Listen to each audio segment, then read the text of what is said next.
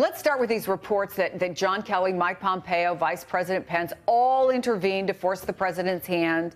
Give us a sense from your reporting, how much pressure was there? Was it mostly coming from Capitol Hill, from his aides? Yeah. What else can you add to Kristen's reporting?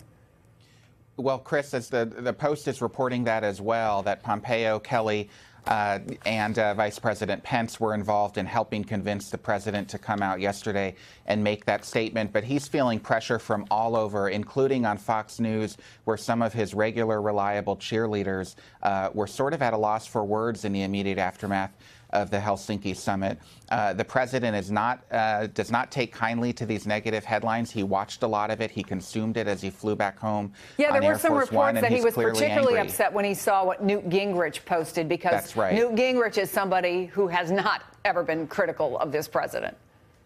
That's right, and that was a very strong tweet that Newt Gingrich had right after the Russia summit, and that helped convince President Trump he had to do something. But it's important to point out that what he walked back yesterday was only a fraction of what he actually said face-to-face with Putin, and he has now, 3 days later, yet to directly confront Putin, yet to warn Putin against any future attacks in future elections, such as the 2018 midterms, which is something that members of Congress are very concerned about. All right, let me go to my panel. Phil, they're sticking around. 7 tweets in about 2 hours. Let's go through these very quickly because I want to unpack a lot. First, why is he even bringing up war? Because he's Donald Trump, and that's what he does. Unfortunately, Donald Trump thinks war is a shiny object. It's what we saw him do in North Korea. We see it's one of his go-to things. Here it is. Some people hate the fact that I get along with President Putin of Russia. They would rather go to war than see this.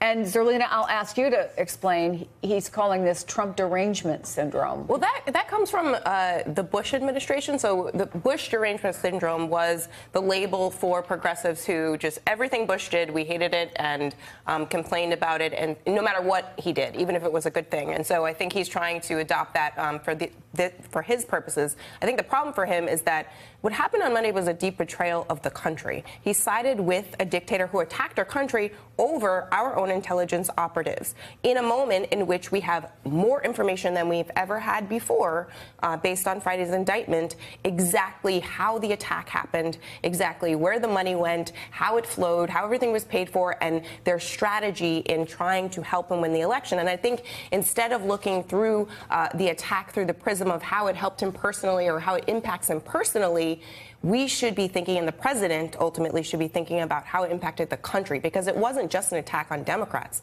It was an attack on Americans. And Susan, once you realize you have this epic problem that everybody is coming out against you, who sits down in a room and says, let's change one word for another? Well, I think that's probably the best thing they came up with. Let's face it, the president didn't, the president doesn't like to admit he's made a mistake. So they probably sat around, and this was probably the only thing that they could use. So you have John thing. Kelly calling Republicans on the Hill and saying, essentially, you know, use this. He's essentially using Republicans as a weapon here. I mean, how do you even call a Republican and say, go ahead, you know, speak out against your president? This is the chief of staff. It's the chief of staff. He's also a general who served his country with honor and distinction and was probably outraged with what he saw, like many others were.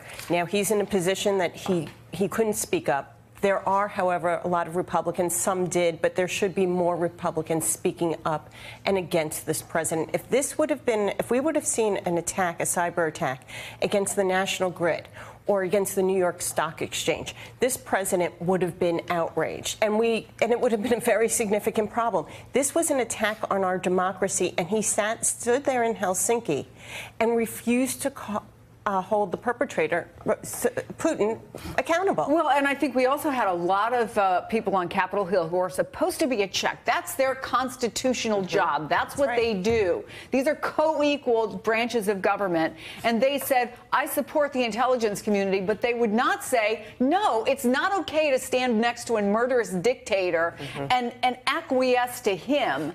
And saying, by the way, he accepts the intel community conclusion and then saying that it could be other people also.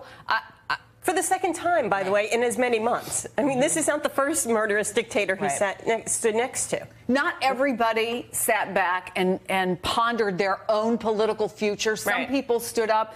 You know, John McCain, of course, who has always been a voice in these issues, had a very, very strong statement. But Ryan Costello on Pennsylvania 6 was just on the air, and I want to play for you what he had to say.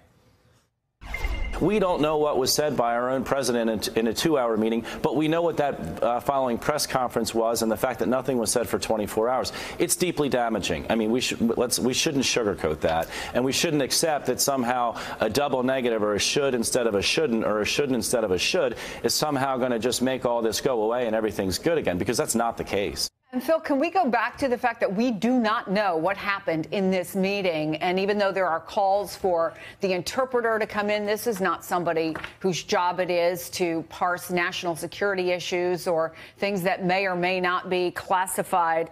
The Russian military said yesterday they were ready to implement international security agreements, and we don't even know what that is.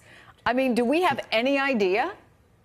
We have no idea, Chris, and that's a really important point. President Trump sat down with Putin for 2 full hours with only their interpreters. There were no note takers. There was no Secretary of State. There was no National Security Advisor in the room. He didn't have sort of the normal entourage that one would have. And the reason that note takers go into those sorts of meetings is so that the U.S. government would have some sort of record of what is agreed to and what is discussed and what Putin says and what Trump says. But there's no such record, and Trump has not provided any substantive details of what was discussed or agreed to in that meeting. And it's also worth pointing out that neither Trump nor Putin is a particularly reliable narrator. Both of them exaggerate the facts all the time. They lie sometimes. You know, if Trump were to come out of that meeting and tell his aides what was said, there's no way we can really rely on that to be factual. How do you make foreign policy? How are you part of a foreign policy team and you don't know what is said in a one-on-one meeting with the leader of Russia? Let me ask you guys finally, is Congress going to do anything? You know, Senator McConnell has indicated that maybe now there's a possibility that he might push bipartisan sanctions to deter more Russian interference. Will Republicans go there? What, if anything, is going to happen, Susan? Sanctions probably will happen, increased sanctions, but that's not enough. We have to go back to what was the fundamental problem, which was an attack on our democracy. Sanctions are not enough. We don't. Right now, they're talking about zeroing out some of the appropriations for election security, ballot security. Yeah. That's insane. We need to have people stand up. The president cannot get away with letting this go through 1 or 2 news cycles. We have said this before, though, Yes, Zelina. We have said this before. Is it going to be different this time?